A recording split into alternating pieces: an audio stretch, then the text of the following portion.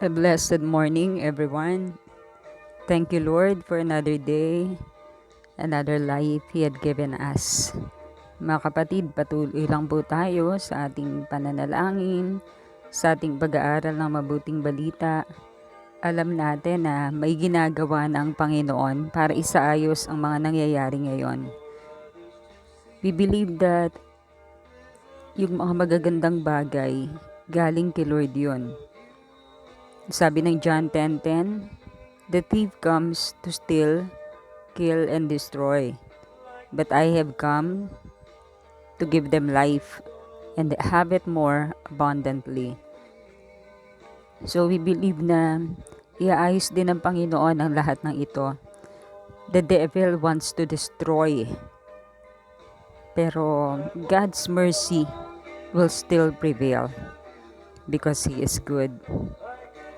So patuloy lang po tayo sa ating pananampalataya sa ating Panginoon.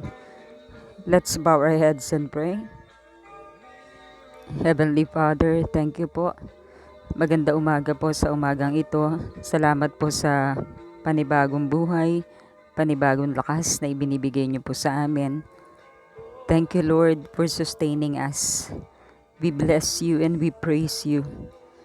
May your kingdom come. May your will be done. Here on earth, here in the Philippines, here in our lives, as it is in heaven. Sabi mo nga po, Lord Jesus, all authority in heaven and on earth has been given to you. So be it, Lord. We know and we believe na dinurog mo na, inapakan mo na sa iyong paa ang COVID-19 na yan. In your name, Lord Jesus. Father in heaven, continue to speak to us as we study your word today. In Jesus' name we pray. Amen. Ngayon po ang ating babasahin ay sa Lucas chapter 23, beginning verse 26. Ito na po yung crucifixion na to ni Lord. Si Jesus ay dinala ng mga kawal. Nasalubong nila sa daan si Simon na taga Sirene, na noon ay galing sa bukid. Pinigil nila ito at ipinapasan dito ang krus habang pinapasunod kay Jesus. So si Simon na taga Sirene, for a while siya yung nagpasan ng cross. Hindi ito yung cross na nakikita natin ngayon, kundi ito ay more on olive tree na ang kanyang shape ng branch ay pa-cross. Ganon yung style niya. Yun yung dala-dala nung ni Simon, yung tinatawag na crossbar. Ganon yung itsura niya. 27, sinusundan si Jesus ng maraming tao, kabilang ang ilang babaeng nag-iiyakan at tumatangis dahil sa kanya. Dito po sa 27, nakikita natin ang maraming tao yung sumusunod kay Jesus. Kumbaga, maraming tao din yung hindi sang-ayon sa ginawa. Nagdadalamhati. Parang ganun eh. Hindi porket sinabi na yung uproar, di ba? Marami ang nagsabi na ipako sa krus. Pero hindi naman yun yung buong city ng Jerusalem. Part lang yon. Marami pa rin ang naniniwala sa Panginoon sa mga oras na yon. Sila yung silent majority. Merong mga mob din o grupo ng mga tao na nabayaran ng mga religious leaders, pero marami pa ring mga tao na naniniwala sa Panginoon. Kaya nga hinatid nila si Jesus patungo doon sa Golgotha. At maraming mga kababaihan na nagiiyakan, tumatangis dahil sa kanya. Verse 28, nilingon sila ni Jesus at sinabi, "Mga kababaihan ng Jerusalem, huwag ninyo akong iyakan. Ang tangisan ninyo ay ang inyong sarili at ang inyong mga anak. So, ibig sabihin, ayaw ni Lord na siya ay kaawaan. Hindi nangyayari yung mga bagay na yun para siya kaawaan. Okay?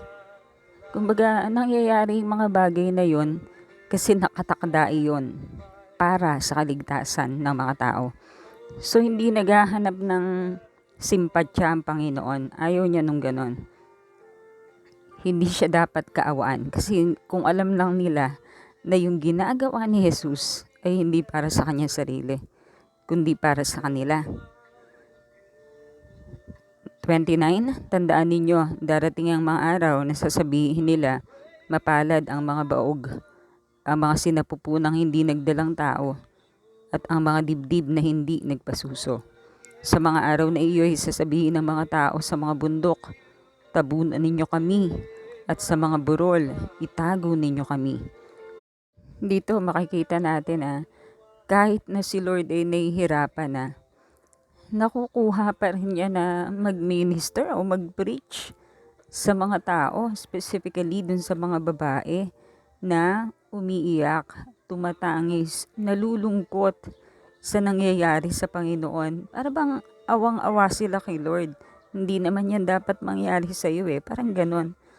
Pero nangaral pa rin si Lord sa kanila na hindi siya ang dapat nakaawaan nila, kundi ang kanilang sarili at ang kanilang mga anak, na para bang mapalad pa yung mga babae na hindi nagkaanak. Sa 29, sinabi niya na, tandaan ninyo, darating ang mga araw na sabihin nila, mapalad ang mga baog, ang mga sinapupunang hindi nagdalang tao, at ang mga dibdib na hindi nagpasuso. Kasi doon sa pangyayari na yan, in the future, magkakaroon ng destruction. Maybe connected din yan doon sa destruction of Jerusalem. Sa magaganap na karimari-marim or nakakapangilabot na mangyayari. Mas mainam pa na kung hindi ka nagkaanak kaysa makita mo yung anak mo na pinapatay or namamatay dahil doon sa destruction na mangyayari sa Jerusalem. 31, sapagkat kung ganito ang ginagawa sa kahoy na sariwa, ano naman kaya ang gagawin kapag ito'y tuyo na? Ano ang mangyayari sa sanga na matapos ito'y maputol at matuyo, di ba't ito'y susunugin na? Merong kapahamakan na magaganap sa isang tao na hindi kumilala sa Panginoon. Parable itong 31 na ito Maaring connected ito doon sa nakikita ni Lord na cross, yung kahoy ng olibo na ginawang cross. Maaari. O maaari din namang ang tinutukoy dito ng Panginoon yung bansang Israel. Yung mga tao na hindi sumampalataya sa Kanya. Pag sila ay natuyo na, ano ang mangyayari sa kanila? May dalawa pang kriminal na inilabas ng mga kawal upang patayin kasama ni Jesus. Etong dalawang to, wala naman talagang pangalan, pero nilagyan to ng pangalan ng diba, ng ibang religion.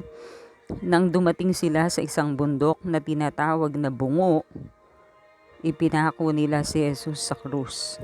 Ipinako rin ang dalawang kriminal, isa sa kanyang kanan at isa sa kaliwa. Yan pong bundok na tinatawag na bungo. Yan po ay talagang itsurang parang bungo na lugar yan sa Israel. Merong dalawang malaking butas na parang mata na bungo.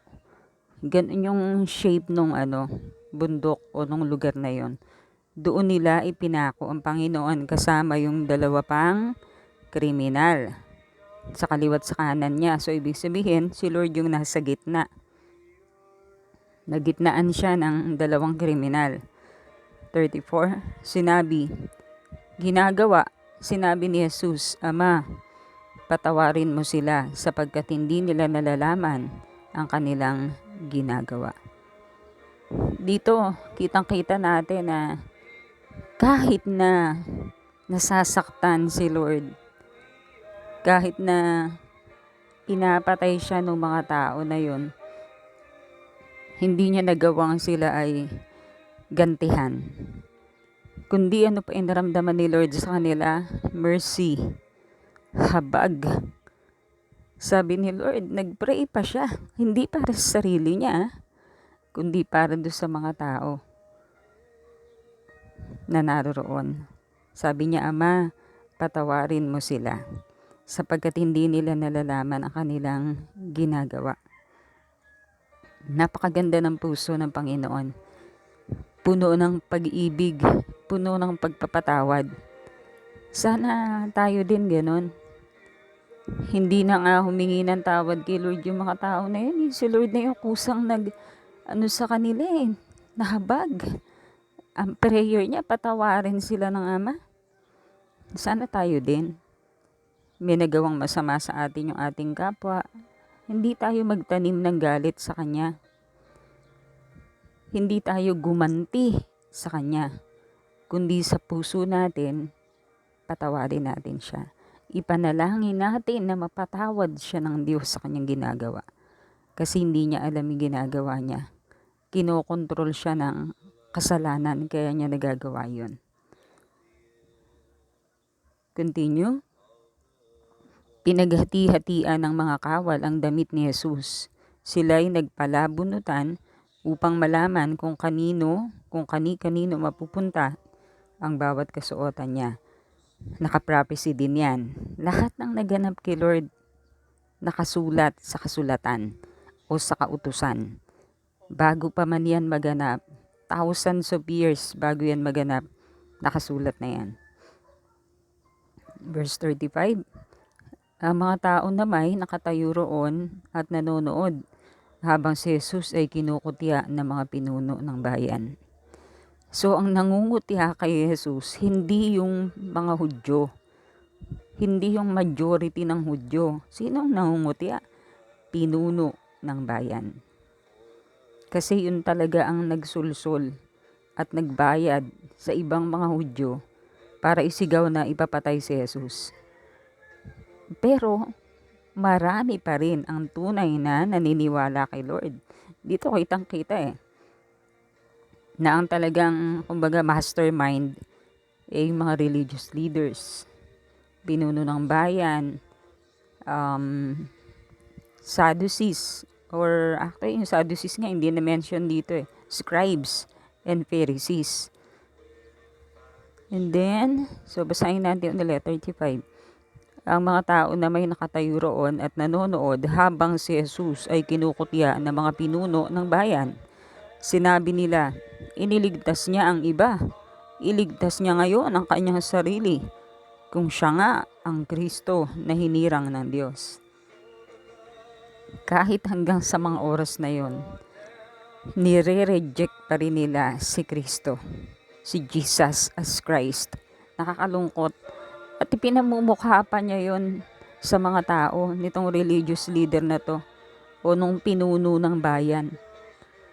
Sa mga tao siya naka-address Kumbaga, nakaharap siya sa mga tao habang sinasabi niya, niligtas niya ang iba. Iligtas niya ngayon ang kanyang sarili kung siya nga ang Kristo na hinirang ng Diyos.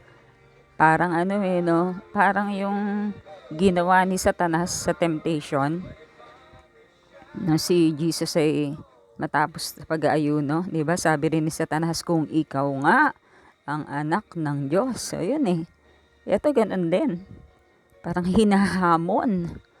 Patunayan mo na ikaw ang anak ng Diyos. Hindi kailangan.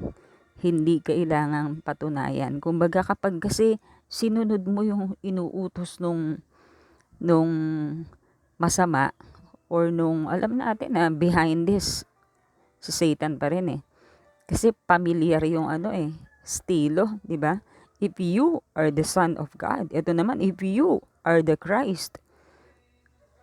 Hanggang sa cross, sinusubukan pa rin ni Satanas na tuksohin, i-tempt ang Panginoon. Pero kahit na si Jesus ay nasasaktan na, physically weak siya, wala pa ring tagumpay ang kaaway.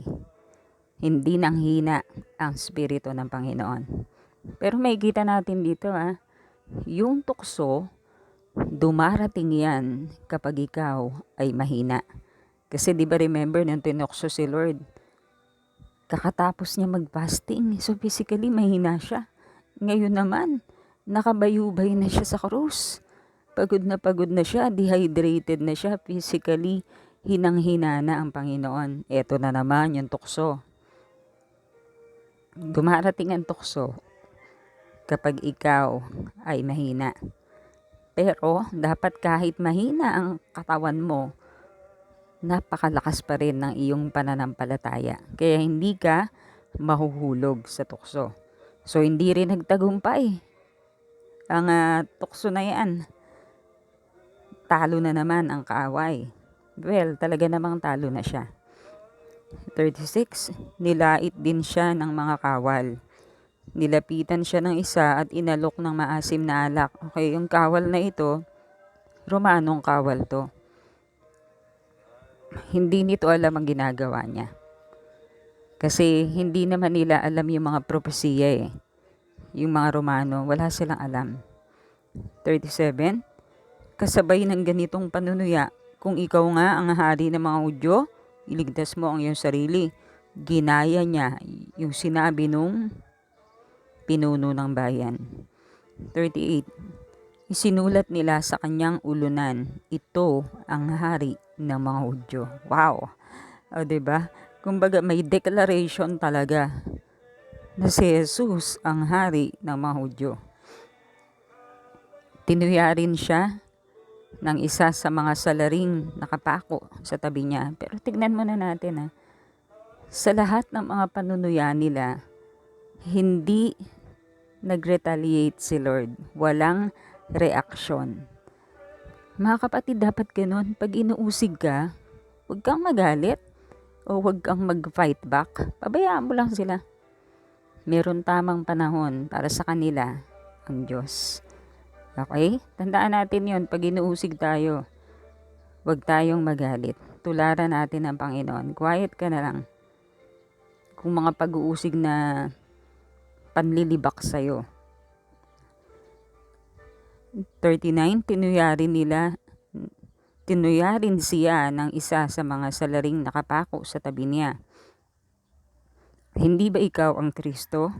Iligtas mo ang iyong sarili at pati na rin kami. O yun, ginaya din siya. Ginaya din niya yung Roman soldier. Nagsimula sa pinuno ng bayan. Gumaya yung Roman soldier. Ngayon naman, gumaya na rin yung kriminal na nakapako sa krus.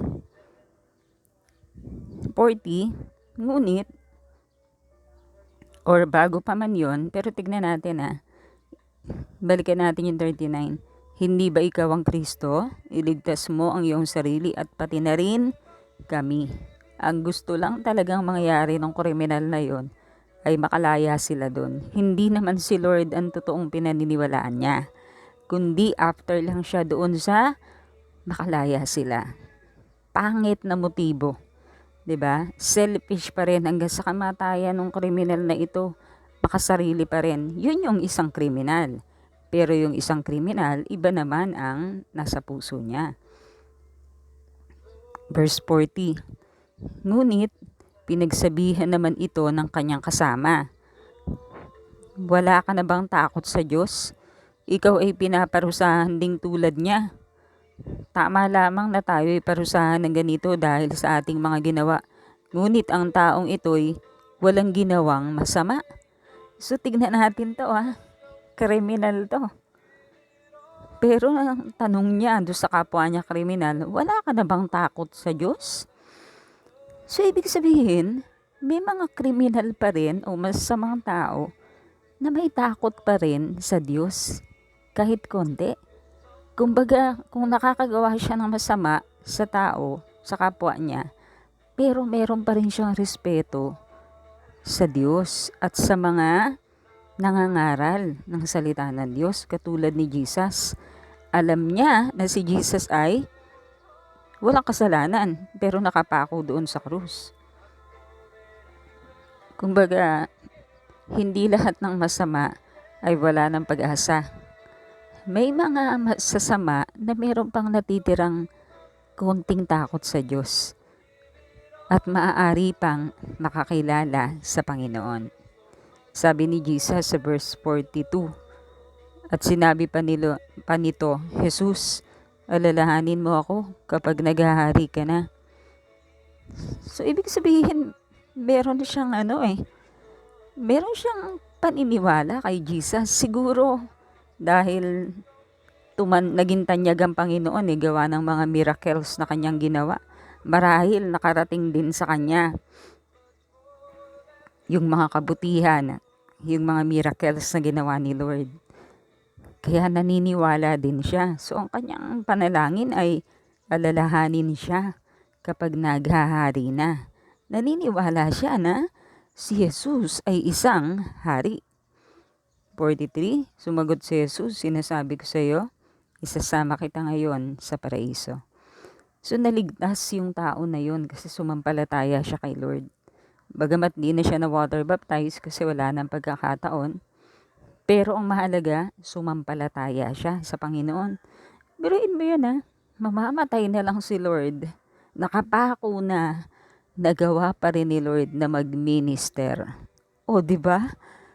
Walang pinipili ang oras para ikaw ay makapag-akay ng kaluluwa. Mamamatay na lang si Lord.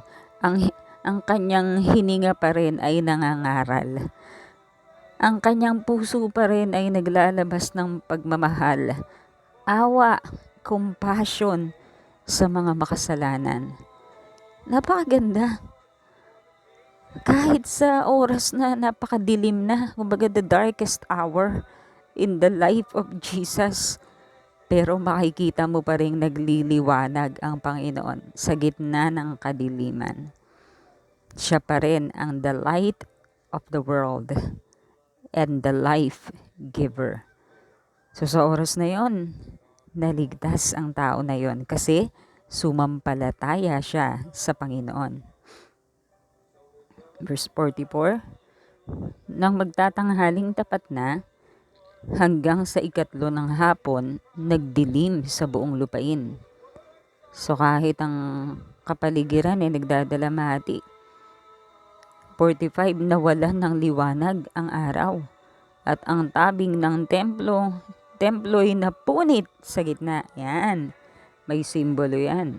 Sabi sa Hebreo, yung katawan ni Jesus ay symbolic din, or yung kurtina sa templo ay sumisimbolo sa katawan ni Jesus. Yun ay napunit. Ibig sabihin, pwede nang makapasok doon ang tao kung siya ay mananampalataya sa Panginoong Jesus. Kaya di ba ang katawagan sa mananampalataya noon, tinatawag silang yung the way? Kasi si Jesus ang talagang naging daan para ang tao ay makabalik sa Diyos. Si Jesus ang naging daan, inalay niya ang kanyang sarili para ang tao ay magkaroon ng access sa Diyos. Okay? Napakaganda ng sinisimbolo na yan ng pagkahati ng kurtina sa templo. Yung naghihiwalay sa holy place and most holy place. 46. Sumigaw ng malakas si Jesus, Ama, sa mga kamay mo'y ipinagkakatiwala ko ang aking espiritu. At pagkasabi nito, nalagot ang kanyang hininga. So, ibig sabihin, hindi naman siya pinatay. Walang nag-murder sa kanya. Kusa niyang inalay ang kanyang sarili sa Diyos. Okay? Hindi siya namatay kasi pinagsasaksak siya. Hindi siya namatay kasi pinag-aampas siya. Kundi kusa niyang ibinigay ang kanyang buhay, ang kanyang espiritu sa Diyos. Kaya siya namatay. He gave His life para mabayaran ang ating mga kasalanan. Nang makita ng kapitan ng mga kawal ang nangyari, sila'y nagpuri sa Diyos. Sinasabi, tunay ngang matuwid ang taong ito. O yun, namangha yung yung kapitan ng kawal, yun ay Romano. Kasi ibang-iba. Siguro sa dami na nang nakita niyang napako sa krus, si Jesus lang talaga ang kakaiba. Biruin mo, biglang dumilim ang kapaligiran, hindi sumilaw o suminag ang araw ng ilang oras habang si Lord ay naghihirap dun sa krus. At hindi nila naringgan si Jesus ng masamang salita. Hindi siya nagbanta, hindi siya naggalit habang siya pinapako. Kundi pagmamahal pa rin, awa, habag ang lumalabas sa kanyang bibig. Kakaibang kakaiba ang kamatayan ay iyon. Namalas yun nung kapitan ng kawal. Kaya siya inaniwala na si Jesus ay matuwid. 48. Maraming tao ang nagkakatipon doon at nanonood. Nang makita nila ang mga nangyari, umuwi silang lungkot na lungkot. Kasi nakita nila na namatay na ang Panginoon. So nalungkot yung mga tao. Ibig sabihin, maraming tao doon na hindi sang-ayon sa pagpatay kay Jesus. Okay? Hindi mga Hudyo, hindi majority ng Hudyo ang nagpapatay, kundi yun lang mga nabayaran. Kasi ang tunay na nagpapatay ay yung mga pinuno ng bayan, Pariseo, mga skriba. Sila yon. Binayaran lang nila yung ibang mga tao para magkaroon ng kaguluhan. Pero marami pa ring tao ang naniniwala kay Lord. Kasi maraming tao ang nagkatipon doon. Tapos nung makita nila na namatay na si Lord, nalungkot sila. Ibig sabihin, hindi sila sang-ayon sa pangyayaring yon. 49, nakatayo naman sa di kalayuan ang mga kasamahan ni Jesus, pati ang mga babaeng sumama sa kanya mula sa Galilea. Nakita rin nila ang mga pangyayaring ito. Nakakatuwang isipin na yung mga kababaihan, hanggang sa pagpako sa krus, hindi nila iniwan ang Panginoon. Kasi maraming mga alagad na, di ba, nagkawatak-watak na sila. Pero yung mga babae, nandoon Yung mga mananampalatayang kababaihan. Bagamat nandoon din yung mga apostol, pero yung iba, nagtatago, natatakot. Pero naroroon din. Pero yung mga babae, hayagan. Hayagan nilang yung pinapakita sa mga tao na naniniwala kami kay Jesus. Hanggang sa kamatayan, naniniwala kami sa Kanya. Parang ganun ba? Nakakatuwang isipin. Di po ba? So yan po ay tiniis lahat ni Lord para sa atin. So kung titignan mo, walang pumatay sa Kanya. Kusa niyang hinandog ang Kanyang buhay. At may kapangyarihan din siya na buhayin ang Kanyang sarili. Yun ay ibinigay sa Kanya ng Ama. So naganap ang lahat ng iyan para magkaroon ng kaligtasan ang mga tao. Pagpalain ng Diyos ang Kanyang mga salita. Ngayon naman tumungo na tayo sa Old Testament, sa mga hukom or Judges, chapter 9, verse 26. Ito na yung namatay na si Gideon. Tapos si Abimelech, na anak sa ibang babae, pinapatay naman yung kanyang mga kapatid. Si Abimelech yung naging hari. 26. Noon, si Gaal na anak ni Ebed ay nagpunta sa Shechem kasama ang kanyang mga kapatid. Nagtiwala naman sa kanya ang mga taga roon. Namitas sila ng ubas, ginawa itong alak at sila'y nagpista. Sa kainitan ng pista ay pumasok sila sa templo ng kanilang Diyos-Diyosan. Kumain sila roon at nag-inuman, habang patuloy na kinukutya si Abimelech.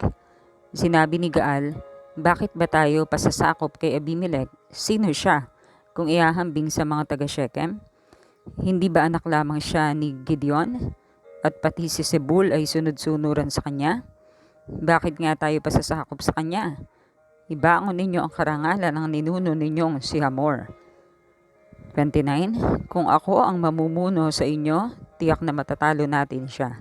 Sasabihin ko sa kanyang ilabas na niya ang buo niyang hukbo at maglaban kami. Nabalitaan ni Zebul na tagapamahala ng lungsod ang pinagsasabi ni Gaal, kaya't ito'y nagalit. Nagsugo siya kay Abimelech sa Aruma at ipinasabi, si Gaal at ang kanyang mga kamag-anak ay narito sa Shechem. Pinag-aalsa sila ang mga taga Shechem, pinag-aalsa nila ang mga taga Shechem laban sa iyo. Kaya mamayang gabi, isama mo ang iyong mga tauhan. Magpunta muna kayo sa labas ng lungsod. Bukas pagsikat ng araw, bigla kayong sumalakay. Kapag lumaban sila Gaal, gawin mo sa kanya ang gusto mo. Kaya't lumakad si Abimelech at ang kanyang mga tauhan. Sila'y nag-apat na pangkat at nagtago muna sa labas ng Shechem. Kinaumagahan, tumayo si Gaal sa may pagpasok ng lungsod. Sina Abimelech naman ay lumabas sa kanilang pinagtataguan. Nang makita sila ni Gaal, sinabi nito kay Zebul, may mga taong nanggagaling sa kabundukan. Sumagot si Zebul, anino lamang ng bundok ang nakikita mo? Ang tingin mo lang ay tao. Sinabi uli ni Gaal, may mga taong bumababa sa may burol. May isang pangkat pang nagmumula sa may sagradong puno ng ensina. Sinabi na sa kanya ni Zebul, tignan ko ngayon ang yabang mo. Di ba tinatanong mo kung sino si Abimelech para sumakop sa atin?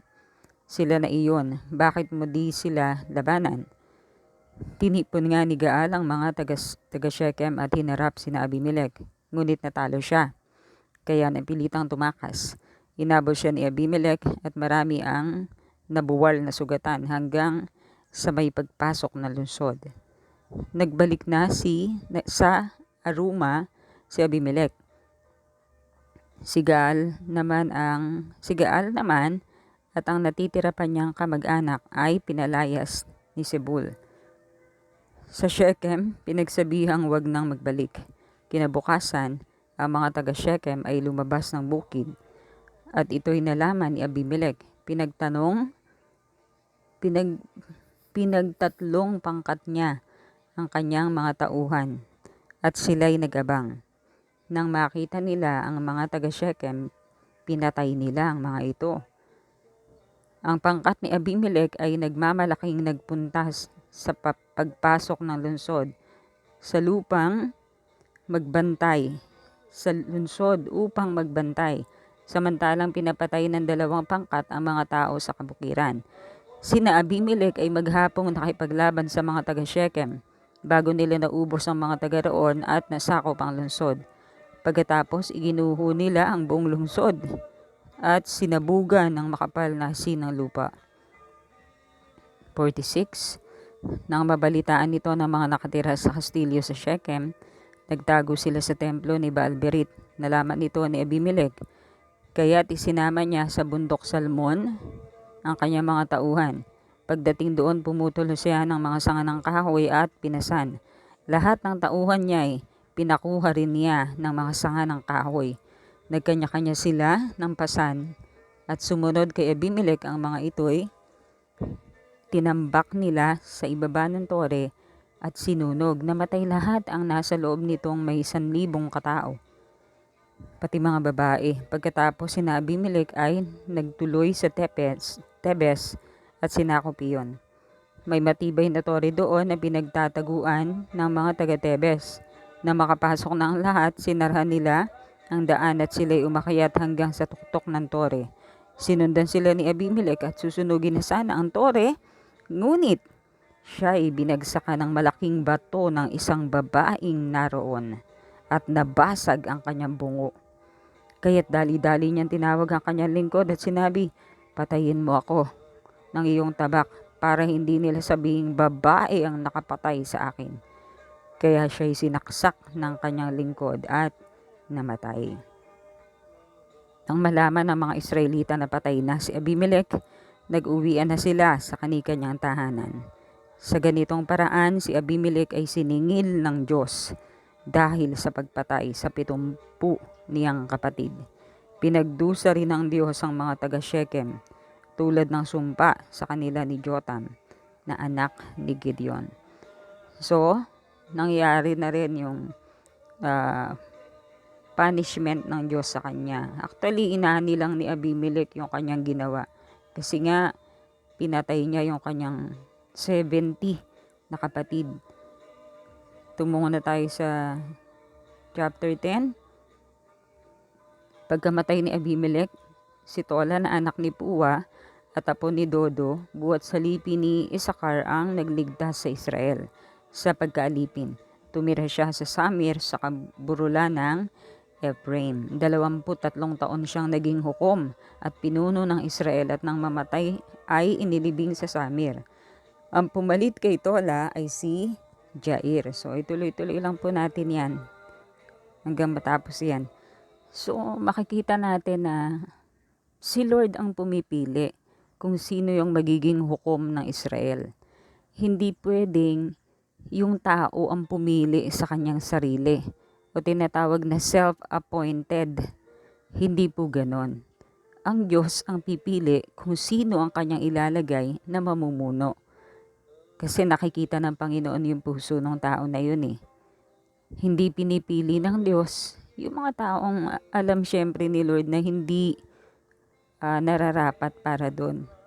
So, kahit sa ngayon, napakahalaga na ma-identify mo na ang Diyos ang naglalagay ng leader.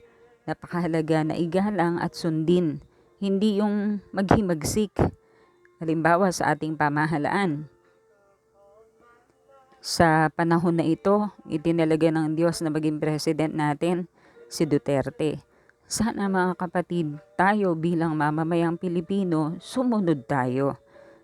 Huwag natin kalabanin o magkaroon ng rebellious heart sa ating pamahalaan.